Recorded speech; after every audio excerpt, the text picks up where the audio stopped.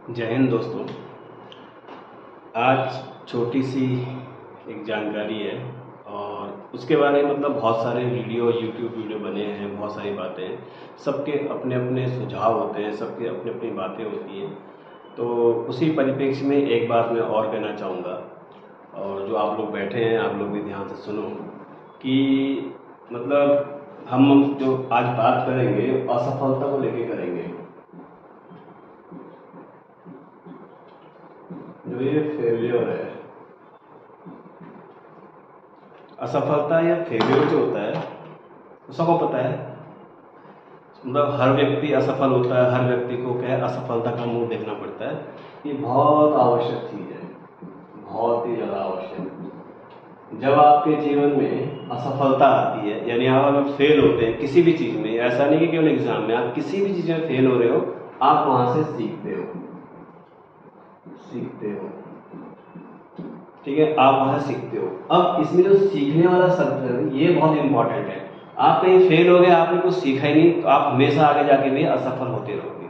ये बहुत ही आवश्यक चीज़ है, इसको आपको समझना है।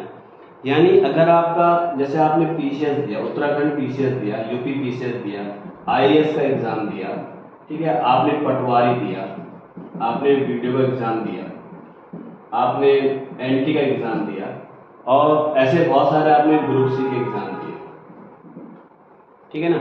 आप इन सारे एग्जाम में जब आपने दिए, आप हमेशा फेल हुए, आप पास ही नहीं हुए।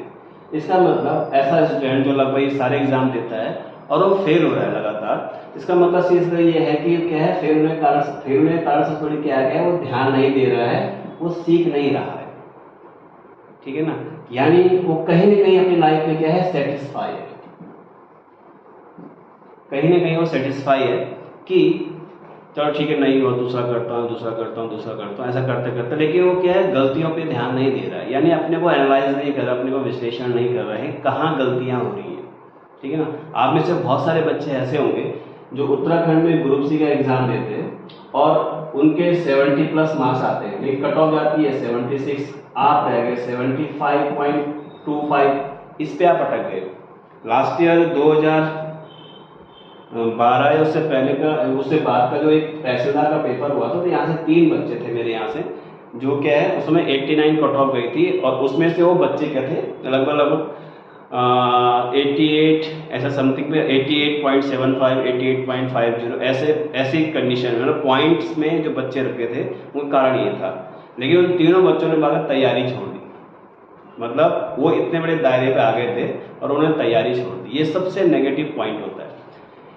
फेल होना आवश्यक इसलिए है क्योंकि आप चीजें सीखते हैं। एक बहुत बड़े बुजुर्ग हैं, वो बातें करते हैं कि अगर आप एग्जाम देने जाओगे ही नहीं, है ना, अगर आपने एग्जाम ही नहीं दिया, आपको पता कैसे लगा पेपर में कैसे आएगा, आपको पता कैसे लगा फेल होना क्या होता है। और सबसे बड़ी बात आप ये देखो, जैसे अंबानी है, ठीक है, मुकेश अंबानी, उनकी जो संतानें हैं और उनके संतानों की जो संतानें होंगी, उन्हें संघर्ष के बारे में ज़्यादा चीज़ें पता नहीं होंगी। ये बहुत बड़ी बात होती है असफल होने की, उनको संघर्ष के बारे में नहीं पता कि स्ट्रगल किसे कहते हैं। लेकिन आप लोग जो तैयारी कर रहे हैं, जो फेल हो रहे हैं, उन्हें पता है, ठीक है, आप लोगों को पता है कि आपको क्या चाहिए, और जिस दिन वो चीज़ मिल जाएगी उस दिन आपकी स्थिति क्या होगी, आपके सारे हार्मोन्स, विटामिन इतने अच्छे डेवलप हो जाओगे, आपके चेहरे में एक अलग ही रौनक रहेगी जिस दिन आपका रिजल्ट आपके हिसाब से आएगा। अभी छत्तीसगढ़ में भी क्या हुआ, SC/ST ने लेके क्या अपनी सीट्स को रिजर्व करने के लिए SC/ST लड़के क्या है वो नग्न होकर आंदोलन कर रहे हैं। कारण कहने मतलब लगातार के इस तरह चीजें बढ़ती जा रही है। अभी ये जो पटवारी घोटाला हुआ मध्य प्रदेश में, पटवारी घोटाले में क्या हुआ, मध्य प्रदेश में पटवारी घोटाला बहुत बड़ा स्कैम है, ठीक है ना। लड़कों के पटवारी के रिजल्ट आ गए, रिजल्ट आने के बाद उनको ज्वाइनिंग लेटर भी दे दिए गए, 4 दिन पटवारी बनने के बाद उनको बोल दिया गया ये सब स्कैम हुआ, दोबारा एग्जाम होगा। तो ऐसे कंडीशन में क्या है, बहुत ज़्यादा प्रेशर आ जाता है। कुछ लोग, बहुत सारे बच्चे आप में से ऐसे होते हैं जो पीसीएस के बारे में या आईएएस के बारे में सोचते ही नहीं है। उन्हें ये लगता है कि वह वीडियो या पटवारी या ग्रुप से निकल जाए तो बस हमारा ठीक ठाक चल जाएगा, हमारा जीवन ठीक हो जाएगा, और इसमें कोई बुराई भी नहीं है, ठीक है ना। तो इसलिए क्या है, जो फेल होते हैं, जब आप फेल होते हो तो फेल होने के बाद आपको करना क्या है, आपको देखना क्या है, आपने देखा कट ऑफ कितनी गई, क्या गई, आपकी कमी कहाँ रही, आपने कैसे क्वेश्चन को क्या है गड़बड़ किया। ठीक है। सिली मिस्टेक जिसे बोलते हैं, आप लोग ऐसे ऐसी गलतियां करते हैं। इसका मतलब सिली मिस्टेक मतलब क्या होता है, आपको क्वेश्चन का आंसर पता है लेकिन तब भी आप वहां गड़बड़ करके आए। कारण, अब आज में बहुत सारे बच्चे क्या कारण देते हैं कि जो एग्जामिनेशन हॉल होता है उसका प्रेशर रहता है। एग्जामिनेशन हॉल का प्रेशर बिल्कुल सही बात है। आप मेरे इंस्टीट्यूट में या किसी भी इंस्टीट्यूट में आप एग्जाम दो, वहां पर आपको जो नंबर आता है उसमें आप पेपर देते हो, उस समय आपकी स्थिति बहुत अलग होती है। मतलब आपको लगता है कभी भी कम नंबर आए क्या फर्क पड़ता है, लेकिन एग्जामिनेशन हॉल आपको पता है यहाँ से सीधा नौकरी मिलनी है, तो वहां पर जो हाव भाव होते हैं बहुत चेंज होते हैं। जो पढ़ के नहीं जाते हैं वो क्या है, गड़बड़ कर जाते हैं। जो पढ़ के जाते हैं उनको दुख होता है कि हमने पढ़ाई की थी, सिलेक्शन नहीं हुआ। तो ऐसा कुछ नहीं है। खासकर मैं प्री एग्जाम के बारे में बात करूंगा। प्री एग्जाम कुछ भी, ग्रुप सी में प्री एग्जाम ही होता है, सीधा जॉब लग जाती है। बाकी अन्य जगह क्या होती है, जॉब के लिए आपको मेंस देना पड़ता है, और हो सकता है उत्तराखंड ग्रुप सी में क्या है, मेंस वाला क्राइटेरिया भी है। तो प्री एग्जाम की सबसे बड़ी बात क्या होती है प्री एग्जाम की, क्योंकि प्री एग्जाम अगर आप क्वालिफाई होता है तो आप मेंस के लिए क्या है, सेल्फ मोटिवेशन आ जाता है कि हाँ यार करना है, ठीक है ना। तो प्री एग्जाम को क्वालिफाई करने का सबसे बेसिक इसमें क्या चीज होती है, इसमें क्या ऑब्जेक्टिव क्वेश्चन होते हैं। मैक्सिमम एग्जाम में क्या होते हैं, ऑब्जेक्टिव होते हैं। तो ऑब्जेक्टिव होता है 4 ऑप्शन होते हैं। अगर आप बैंक की तैयारी करें तो पहले 5 आते थे, अब शायद 4 ही आते हैं, लेकिन 5 जितने भी ऑप्शन है, 4 या 5 जो भी ऑप्शन है, आपको एक टिक करना है। तो यहां पर जो काम आता है वो आपका आता है कॉन्सेप्ट काम आता है।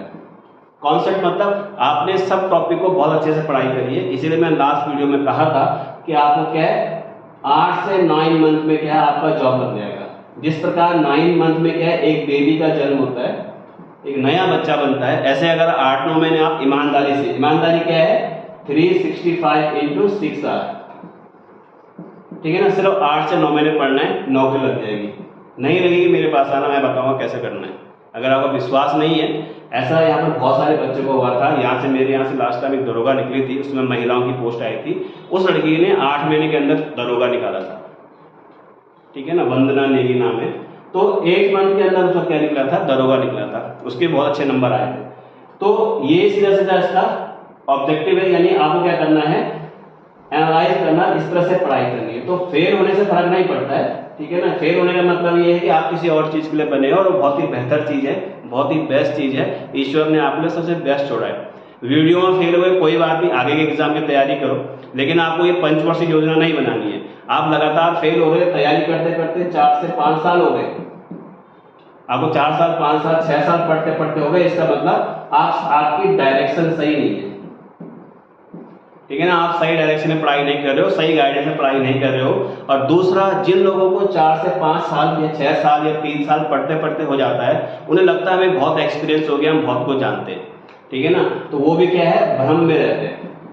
क्योंकि अगर ऐसा कुछ होता तो उनका सिलेक्शन हो जाता, चाहे कोई भी हो, ठीक है ना। बहुत सारे लोग हार्ड वर्किंग होते हैं, ठीक है ना। हम केवल आईएएस निकालेंगे तो आईएएस में आपको 6 टाइम मिलते हैं, तो उसमें 6 साल लगा देते हैं या लगते हैं।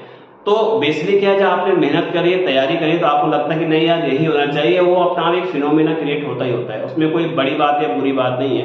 लेकिन इसका सॉल्यूशन क्या है उसके बारे में, जो आपने देखा होगा कि हमने जो उसमें कैप्शन लिखा है उसमें सीधे देखिए रामबाण इलाज क्या होगा। रामबाण इलाज का सीधे सीधे क्या है, आपको डिसिप्लिन में रहना है, यानी अनुशासन। किसी भी काम का रामबाण इलाज क्या होता है, अनुशासन होता है। जैसे आपको क्या है बॉडी बनानी है, आपको बॉडी बिल्डर बनना है, ठीक है ना। तो आपको क्या है डाइट प्लान करना पड़ेगा, सुबह सुबह उठना पड़ेगा, जिम जाना पड़ेगा। ऐसे नहीं आप एक दिन जिम गए और आपकी बॉडी बन जाएगी, ठीक है ना। जिम जाते रहो, जिम जाने से आप हो सकता है मिस्टर यूनिवर्स या मिस्टर वर्ल्ड या मिस्टर इंडिया ना बनो, लेकिन बॉडी तो बनेगी बनेगी, क्योंकि आपने वहां समय दिया है, ईमानदारी से काम किया है, आपकी बॉडी बनेगी बनेगी। बिल्कुल ऐसा यहाँ पर भी है। डिसिप्लिन का मतलब क्या होता है, आपको सिस्टमेटिक ढंग से अपने को फिक्स करना है कि हाँ मुझे अब ये करना है, इस एग्जाम की तैयारी करनी है, ये एग्जाम ऐसा निकालना है, इसमें लास्ट ईयर पेपर आया था। आप जब तक जितने सारे पेपर हुए हैं अभी तक, ठीक है, मार्केट में कई सारी बुक्स आते हैं इसमें लास्ट ईयर पेपर्स होते हैं, उसको खरीदो, ठीक है ना। और उन प्रत्येक एक दिन में 2 पेपर लगाओ, तब देखो उन पेपर का जो सॉल्यूशन है वो आप पीछे आंसर की मत देखो, उसको क्या करो, आप बुक्स निकालो अपनी सारी सारी। जब आप एक क्वेश्चन का आंसर देखने 10 प्रकार की बुक, 3 प्रकार की बुक देखना शुरू करोगे तो निश्चित आपका ज्ञान का लेवल बढ़ेगा बढ़ेगा। और ऐसा करने से आप क्या है तैयारी और अच्छी करना शुरू कर दोगे।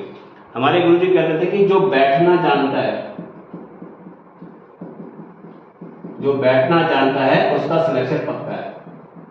आपको बैठना ही नहीं आता, आप 2 मिनट में व्हाट्सएप चेक करना शुरू कर देते हो, यूट्यूब चेक करना शुरू कर देते हो या कुछ, ठीक है ना, आपने 6 घंटे तक क्या फोन नहीं छुआ, आपकी नौकरी पक्की है।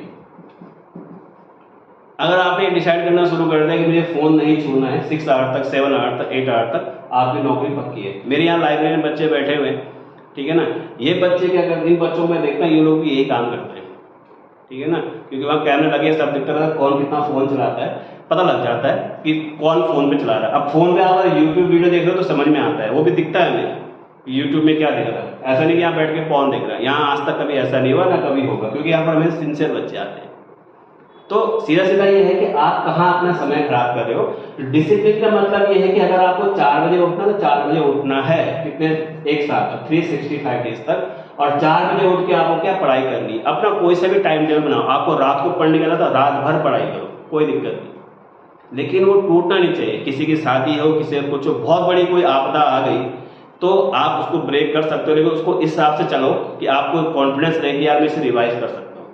तो रामबाण इलाज यही है, आप डिसिप्लिन लो, किसी भी चीज को, कोई सा भी काम देख लो दुनिया का, आपको डिसिप्लिन में रहना बहुत जरूरी है। जो अनुशासन में रहकर काम करेगा वो 8 से 9 महीने में, उत्तराखंड ग्रुप सी में या यूपी पीसीएस में, यूपी पीसीएस में या यूपी एसएससी में जो फॉर्म आता है उसमें 100% सिलेक्शन हो जाएगा ग्रुप सी के एग्जाम में 8 to 9 मंथ में।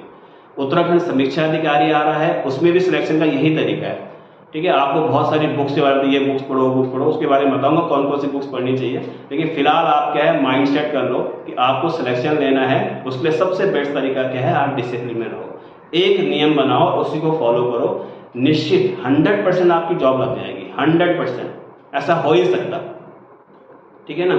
बाकी बहुत सारे, आप किसी बड़े आदमी को देख लो, किसी भी, जितने भी लोग सफल हैं, जो सक्सेसफुल लगते हैं आपको अपने हिसाब से कि हाँ ये सक्सेसफुल है, इसने ये किया, वो किया, ये यहाँ से बढ़ा, सबके संघर्ष की कहानी है ना। अभी जो ये वाशेपुर वाला है, क्या नाम उनका, नवाजुद्दीन सिद्दीकी, 12 साल तक बंदे के पास काम नहीं था, लेकिन वो लगातार, उसे पता था कि मुझे फिल्म इंडस्ट्री में जाना है, उसी इंडस्ट्री में गया और वहाँ पर लगातार प्रयास करता, छोटे बड़े सब तरह के रोल करता रहा। आज देखो कितना बढ़िया है, सब कुछ किया। तो कहने मतलब है, मैं 12 साल लगाने के लिए बात नहीं कर रहा हूँ, वो एक अलग फील्ड है, लेकिन कंपटीशन में क्या होता है, आपके पास 4 ऑप्शन है और चारों ऑप्शन में आपको एक टिक करना है, बहुत बड़ी बात नहीं है। अगर आपके 100 में से, ठीक है, अगर 100 मार्क्स में से आपने 20 क्वेश्चन छोड़ दे, जो मैंने लास्ट वीडियो में बताया था, आपको 20 क्वेश्चन नहीं करने, 80 क्वेश्चन आप करके आ जाओ। आप में से खुद बताओ कमेंट करके कि ऐसा कौन सा बच्चा है जो ये कहता है कि 80 नंबर बिल्कुल सही करने के बाद आप फेल हो गए। आप फेल हो ही नहीं सकते। 100 में से 80 का मतलब क्या है, 80% क्वेश्चन आपने सही करे, और नॉर्मली सिलेक्शन कितना होता है, 65 to 75% के बीच में सिलेक्शन हो जाता है। तो इस चीज का बहुत ध्यान रखो, ठीक है ना। ऐसा नहीं है कि सिलेक्शन नहीं, सिलेक्शन आराम से होगा, बस आपका जो डिसिप्लिन है, रामबाण इलाज यही है, डिसिप्लिन। डिसिप्लिन जिस चीज में भी होगा, अगर आप किसी को पसंद करते हो, ठीक है, आपको वही चाहिए, तो आपके पीछे डिसिप्लिन रखो कि वही चीज चाहिए, ठीक है ना। यहाँ पर ही वही है डिसिप्लिन। अगर आपने डिसिप्लिन, अनुशासन को फॉलो किया, आपको कोई माइकलाल फेल नहीं कर सकता, चाहे कितनी बड़ी धांधली हो जाए। माना बात 100 पद आ रखे हैं, 50 पद जनरल के, बाकी SC ST OBC रिजर्वेशन वाले पद हैं, आप जनरल कैंडिडेट हो, आपको पता 100 नंबर के पेपर में आपने क्या 83 बिल्कुल सही कर दिया, ठीक है ना। उसके बाद धांधली होने के बाद भी आप क्या पास हो, आपको कोई फेल नहीं कर सकता। वो अलग बात है कि गवर्नमेंट फिर से एग्जाम कराने की बात करती है, लेकिन आपकी तैयारी पूरी है, आपने तैयारी कर रखी है, आप फेल हो ही नहीं सकते। गवर्नमेंट कितनी बार भी एग्जाम करा दे, बस आपको उसको पंचवर्षीय योजना नहीं बनानी कि 5 साल तक पढ़ी रहे। आप सिस्टमेटिक ढंग से पढ़ो, एक नियम फॉलो करो, बस कोई भी टाइम टेबल बनाओ और उसी को फॉलो करो जो आपको कंफर्टेबल लगता है कि हाँ इसमें मैं सही कर पाऊंगा। इसके अलावा कोई तरीका नहीं है कि आप सिलेक्शन, बाकी धांधे आपको पता ही है, सीधा अंदर चले जाओगे। तो ज़्यादा बढ़िया ये है कि आप लोग क्या है, डिसिप्लिन को फॉलो करो, डिसिप्लिन पे बहुत ध्यान दो। रामबाण इलाज है, बिना डिसिप्लिन के आप कुछ नहीं कर सकते, ठीक है ना। क्योंकि आपको नहीं तो फिर 4 से 5 साल लग जाएंगे, जहां आपको 9 महीने या 12 महीने लगने थे या 1 साल लगना था, आपने अपने 4 साल खराब कर दिए। यानी 4 साल जो प्रमोशन के थे वो गए आपके, ठीक। जो लोग बीटेक करके या फिर जैसे बीटेक कर लिया आपने, IIT से कर लिया, इन जो डॉक्टर करके IAS की पीछे से तैयारी करते हैं, इनका सिलेक्शन क्यों होता है, उसका बड़ा कारण क्या है, उनको बैठना आता है। जो बैठना जानता है, पढ़ाई के लिए कैसे बैठा जाता है, जो कई घंटे बैठ सकता है, तपस्या है, तपस्या है ना, हर किसी की बस की। रावण ने तपस्या की थी, शिव को प्रसन्न किया, तो ये भी तपस्या में बैठना तो पड़ेगा, कोई शॉर्टकट नहीं है, नो एक्सक्यूजेस, किसी प्रकार का कोई बहाना नहीं चलेगा, आपको पढ़ना ही पड़ेगा, इसी तरह से करना पड़ेगा, तभी सिलेक्शन होगा, नहीं तो और कोई तरीका नहीं है। ठीक है, तो जिसको ये बात समझ में आती है, आप लोग इसी का ध्यान रखो, जिसको ये बात समझ में आती है वो इस चीज़ को फॉलो करें, कुछ भी बात पूछनी है आप पूछ सकते हैं। इससे आगे नेक्स्ट वीडियो में। जय हिंद, जय भारत, जय उत्तराखंड।